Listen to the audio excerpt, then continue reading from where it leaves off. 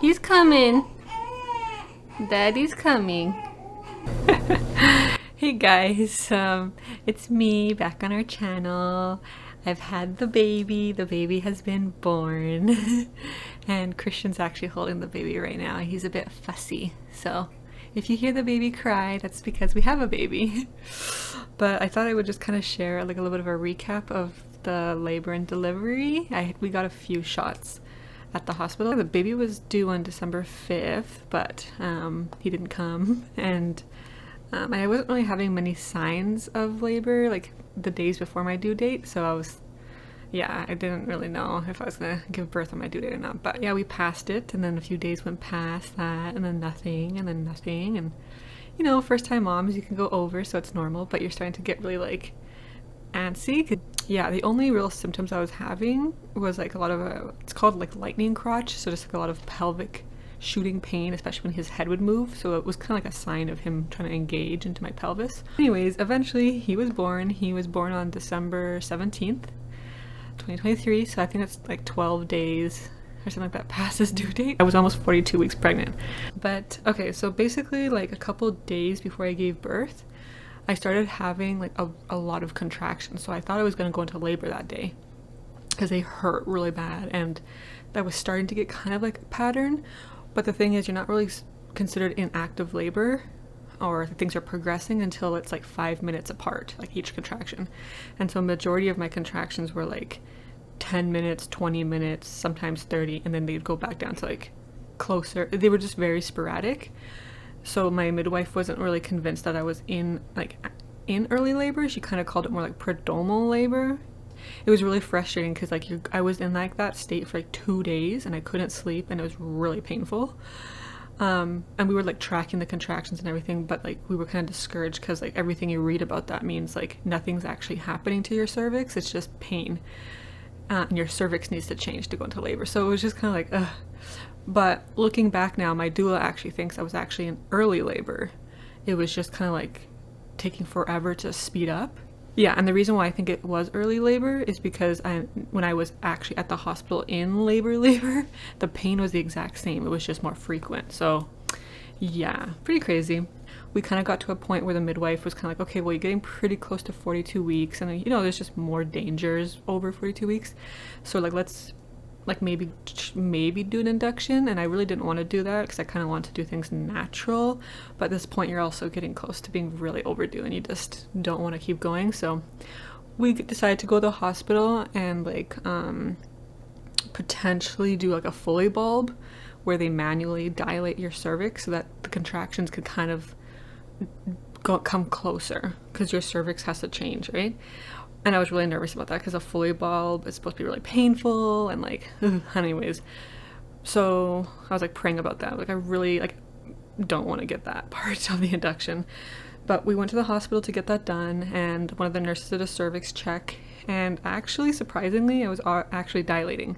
I think it was like 3 centimeters dilated, and I think you aren't allowed to get like oxytocin, which helps your contractions speed up, unless you're already dilated. So that's why I had to get the Foley bulb. But because I was actually dilated, I could skip that process or that step. So I was very relieved that my body was actually kind of more ready. And that kind of proves that the contractions I was having actually was doing something. So we skipped that, and we weren't even thinking of staying at the hospital that day. We were thinking of just getting that procedure done and then going back home and letting my body go into labor and come back. But because my cervix was already dilated, they're like, well, since you're already here, we'll just admit you. Hello. We're gonna meet our baby soon. And we're just gonna give you a very tiny little bit of oxytocin, which is like the synthetic version of what your body naturally produces. Oxytocin to help your body or your uterus contract. So they gave me like the lowest dose. I think it was like level 2, and I think it can go up to level 30. So they gave me the level 2 oxytocin, and within like, I don't know, 15-20 minutes my body's contractions start to pick up even closer now. So they actually were coming like 5 minutes apart, which is what you want to see in labor. So I was now officially in labor, and I did a lot of research before to how to like cope with the pain. So I did a lot of like breathing work, like in through your nose, out through your nose. And then my doula, who I hired, and then Christian, they kind of like did these like hip compressions. They like really squeezed the sides of my hips where my pain was at the peak of the contraction. So that kind of helped me focus on my breathing, and they would get me through each contraction. And we also tried like a hot shower, but the hot shower was like extremely boiling. Like there was no level to go like low or hot. So I had to go out of that and I couldn't do the shower. But yeah, we were just kind of waiting and seeing how much my cervix dilated from the contractions and trying to get through those bad pains. But I'm really proud that I got through with just the breathing. The breathing really helps if you can focus on it, because like the second you stop thinking of your breathing and you focus on the pain, you'll like lose it. So I had to like remember, just think of the breathing. So I did that for a couple hours, and then they checked my cervix again, and I think I was like 5 centimeters, which is really good. So things were progressing, and at that point they can give you pain medicine if you want anything. So because I was in labor for like 3 days at this point, I was so tired and in pain, so I was like, yeah, get me the epidural. So I got the epidural. It was pretty easy to get. It was like a little bit of a pinch in your back, but nothing compared to the contractions. So I think I got that at like midnight, and then that allowed me to actually go to sleep and let my body continue to contract, but like not feeling them. So that was nice. At first, the medicine kind of only made my left side numb, so I could still kind of feel the contractions on my right side, which kind of made me freaked out. So they just kind of flipped my body so the medicine could be more distributed, and then it worked. Christian also went home and like let our dog out to pee, and then came back 5 a.m.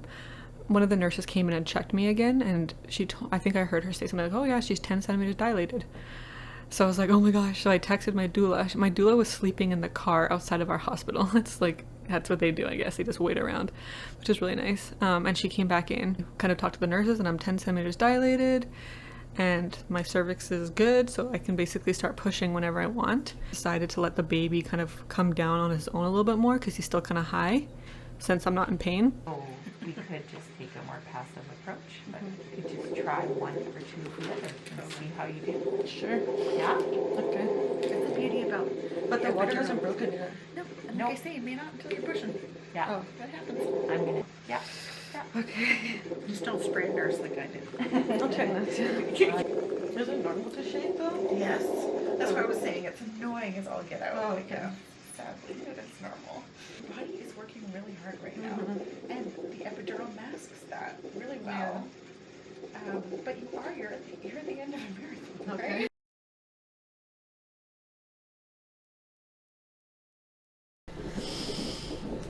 One, 2, 3, 4, 5, 6.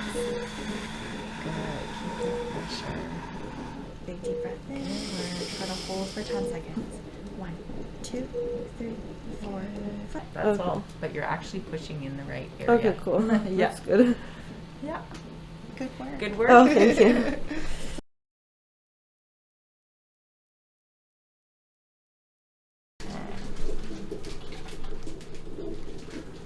Yeah, I can definitely feel baby's head and feel that. I just wonder, I might get you, now I kind of feel like there's a little lip of cervix in the front, but maybe, Yeah, let me have a feel. yeah. And so I think we waited another hour, and then we started to do some pushing. And I think I pushed for like 2 hours maybe. So we'll do like warm compresses, and then we will guide you through the pushing as well, especially when the head comes very close to the perineum. We might, in that moment, we might tell you to stop. We tried a bunch of different positions. Even with the epidural, I really wanted to try different positions because I think it's better for gravity and just makes it easier. Even though I was numb, I was able to kind of move my legs, and then everybody kind of held me to support me so I didn't fall off the bed. But yeah, we tried like squatting. We tried this one with this rope or like something like that where you like pull it towards you. We tried hands and knees, and then we tried side pushing. And then I also used a peanut ball just in between my legs, in between, to let things descend. So I was doing a really good job pushing, and they said I was pushing in the right spot. Right down here. You got it. Right there. Push right down. Good job. Thanks, Mommy. Ooh, that head's come down really Has it? nicely. Oh, yay. That's a big difference. 0 ketone. Light. Here, wow. One more there. Okay, yep, that's it. Yeah. Good, that's really good pushing.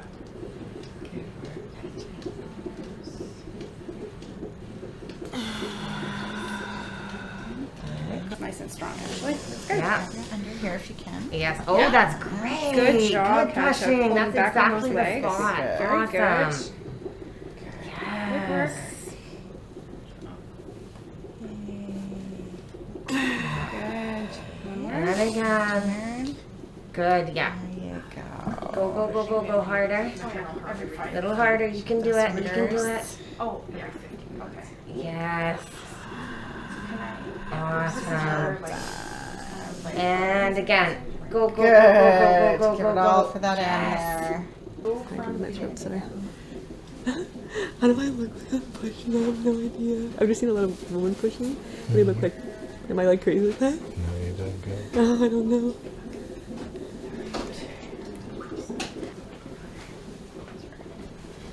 This is your father, and he's right here with me, and he saw the water break. Okay, bye. Try to go on your hands and knees. So switch your. It's probably better if you turn just with the wires, unless you're able to put these. Do you want me to unplug it for a sec? Well, not yet. We can probably manage the yeah. Yep. Yeah, there you go. You Gently did go it. onto your back, and then you're so strong. Look I at know. you, She's Mama. yeah. If you need to take Yeah, a if sec. that left leg is Yeah. acting Yeah. up. There you go. Like a whale. Like a. Like a whale. Yeah. There you go. Yeah. You did it. I'll fall on your tummy. Though. And You okay? try to Yeah. keep a wide stance with your your knees. Yeah. Okay. So then I was saying before, if you're feeling that pressure, you can just kind of like Kind of sit lean into it. into it a little bit. You know, don't go hog wild, but just work with it. Work with your body. Okay, I'm just gonna take this here, just so you know. Or do whatever feels comfy. And the idea is to not like try to like hoist yourself off the bed. You know, the goal is to kind of do that curling motion we were talking about, but you're using this to really like put that power down. So my touch here. Push right down. those fingers out. Yes. Go right down. Right down there. A little bit more. So I want you to think like you're really. Deep breath in. And again, right down. And bear down. Go. Come on. Give it all you've got. Let's go. Biggest poop of your life. Right down. Go, go, go, go, go. Good. Yes. There you go. Yeah, that's a bit Yeah. better. Go. A bit more. Come on. Go, go, go, go, go. Good. Use that leg downwards. You still got. And one more time. Yeah, you still got the And go. contraction 2, 3, 4, 5, 6, 7. A bit more. 8, 9, 10. there. You got this. Yeah, Come you on. still got good strong contraction. Hardest workout of your life. You got this. Go, go, go, go. Nice cold pump. And temp is 37.5. But we'll just keep. Okay. I checked it like 3 times. And I give her I know she's been drinking a lot, but I can give her like a little. Talk about position changes. Do you want to try squatting? Are Okay. you up for that? Oh, hang on. And then just be mindful of your legs. And the baby was coming down, but then there was a certain point where I think it was around my pubic bone, something like that, where he just, every time I would push, he would come down, but then he would go back up. So he wasn't like continuing to descend. And his heart rate the whole time was good. So he wasn't in any distress, but I was slightly starting to get a fever, which they were like just monitoring. So it wasn't anything crazy, but I was starting to get a fever. So like, okay, well, we'll just kind of keep doing the pushing and then see what happens. But then after a while, he wasn't coming down anymore at all. And then so I think it's the OB. So she came in and she did a check and she was like, okay, so the problem is his head is like kind of tilted sideways. So it's kind of like a really bad angle. And because he's overdue, his head is a little bit more harder than like if he was 40 weeks. So the bones, you know, in the skull. So it's not as moldable through your pelvis. So he was just kind of in a bad spot. And so no matter how hard I pushed, he probably wasn't going to keep coming, which was really unfortunate. But baby was doing fine still, and my heart rate was fine. But they kind of gave me an option at this point because I was having a fever and the baby's not progressing. They're like, okay, well, we can either try forceps or we can do a C-section, because like we could keep trying to push, but you might exhaust yourself with this fever and he might not come down anymore. So it's kind of like you're gambling. And I was like very overwhelmed because it's like you don't want to hear that. Like you just kind of want things to continue. But they said that the risk with forceps is there's always like a small risk, but I think the risk was like damage to his skull, and then I think like a really bad tear down there for me. And then the risk of a C-section is just, you know, them puncturing something. So I just had to like make a decision, and it was like kind of overwhelming because I don't know, that's a pretty big decision. Do you do this or do that? I don't know. It was just kind of, I never really saw myself having a C-section for the first birth. So it was a little bit discouraging, but at the same time I didn't want to risk his skull being damaged or me having like a 4th degree tear. So we decided a C-section, just thought it was the best decision. And that's the baby, yeah. So we started getting me prepped for the C-section, and it wasn't considered an emergency C-section. So they took their time to like prep me and everything. So they did like a very clean cut on me, and Christian got all dressed up in his gown or whatever. And they wheeled me back, and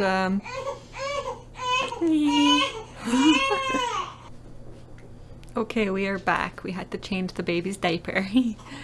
So yeah, basically I went into this Bailey almost took the cord. I went in for the C-section, and I didn't really like that experience. Just it was just like, I don't know, I've never been in the OR before, and there was like all these lights, and I kind of started, when they gave me the medicine to make me more numb, I started not to be able to breathe through my nose, which was very strange. I don't know if that's just the way my body responded to the medicine, but like they numbed me, and then they did like this ice check, so they put ice all over my body to make sure I couldn't feel anything, and then they put the drape up, and then Christian came in after that, and yeah, they opened me up. It was pretty fast. It was very smooth and easy. They said no complications, so it was really quick.